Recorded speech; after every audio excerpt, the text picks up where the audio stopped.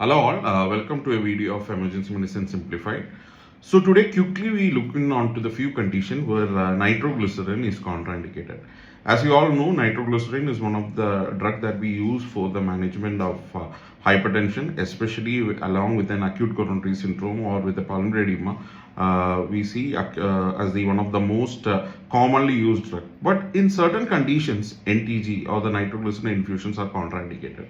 What are the most important contraindications for nitroglycerin? The first one, in an ACS, when you have an RV infarction, you should avoid NTG because it can further cause hypotension and it can further deteriorate the clinical condition as the venous returns will further decrease. So it is contraindicated in an RV infarction. Whenever there is a significant hypotension and bradycardia, also it is contraindicated. So you should not be using in this scenario. The second scenario, the patient is already taking a drug, sildenafil, within the last 24 to 48 hours. It is again contraindicated. So before you administer NTG, you should ask the patient whether they have taken sildenafil in the last 24 to 48 hours. So that is again one of the contraindication. And the next few structural heart disease complications, contraindications like severe aortic stenosis or hypertrophic obstructive cardiomyopathy with the LV outflow tract obstruction.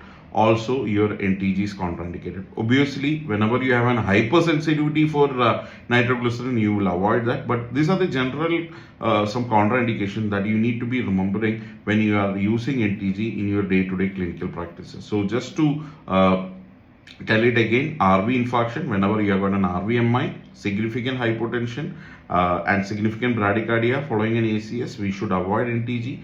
Again, the hypertrophic obstructive cardiomyopathy with left outflow tract obstruction, severe aortic stenosis, and again the patient who has taken sildenafil within the last 48 to 72 hours, 24 to 48 hours, you should avoid using NTG as it can cause very profound hypotension.